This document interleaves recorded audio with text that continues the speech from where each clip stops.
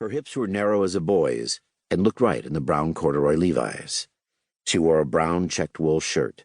No jewelry, no makeup except lipstick. She couldn't have looked more feminine.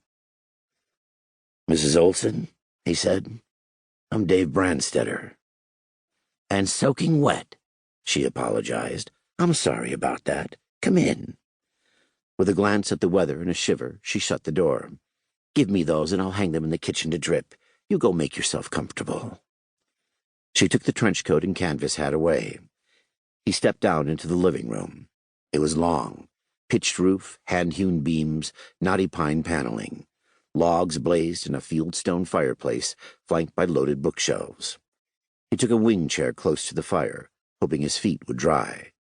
Above the fireplace hung a big painting. He couldn't quite make it out, some kind of white trestle thing rearing up nightmarish against a black sky. "What is it?" he asked her when she came in. "Fox painted it, quite recently.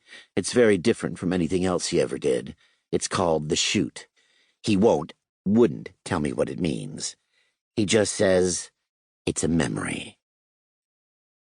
A bottle of brandy warmed on the hearth. Christian Brothers.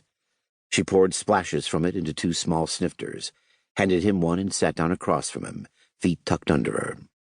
On the coffee table between them, the mechanism of a lighter glinted in a burl of polished wood.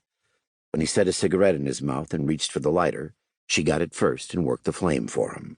Automatically. Habit. Nothing meant. Except, evidently, that she had lit her husband's cigarettes. Funny. She wasn't the type. Not mousy enough. Not mousy at all. "Thank you," he said. She sat back and gave a little businesslike smile. "Now, what's this all about, Mr. Brandstetter?" "Routine," he smiled back. "You said that on the phone. What does it mean?" "My company, every insurance company, sends out investigators in cases like this." "Like this?" "Where the policyholder's body can't be found." "Can't be—" She blinked. "Oh, but it will be. I'm sure it will, when the storm's over." "There was a lull in the storm day before yesterday," he said. "They were able to find the car." "And have you seen that car?" she asked. "Yes, this morning, at the police garage." "And you drove up here just now, which means you've seen the force of the water in the arroyo. Does it seem strange to you that Fox's body wasn't in that car?" "No, but it ought to have been in the arroyo." The ashtray was black Mexican pottery. He put ashes into it carefully. 20 men searched for it. Police, sheriffs. They didn't find it, Mrs. Olson." "I know," she said quietly. "I was with them." "But at the foot of the canyon is a storm drain that carries the arroyo water under the town to the river." "A body reaching a storm drain," he said, "would be caught in the gratings." A corner of her mouth tightened in a kind of smile. "Have you been in that storm drain, Mr. Brandstetter?" "In it?" He raised an eyebrow. "No. Have you?" "Many times. I played there as a child.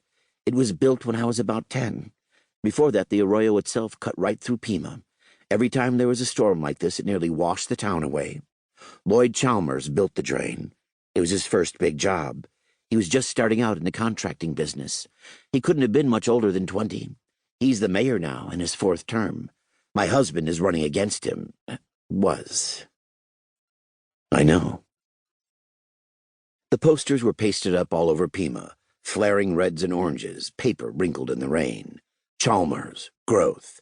Rugged, white-maned man. Olson, honesty. Laughing man with thinning blonde hair. "I've seen the posters. You were telling me about the storm drain?" "Well, we children used to play in it, as I say. It's huge and shadowy and cool, and of course, in summer, dry and completely safe. But there are no gratings, Mr. Brandstetter.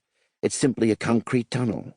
Oh, there are overhead gratings from the streets, but cross gratings would only defeat the drain's purpose. They'd be choked with debris in no time." Dave nodded. "Scrub, tree branches. Yes, I can see that.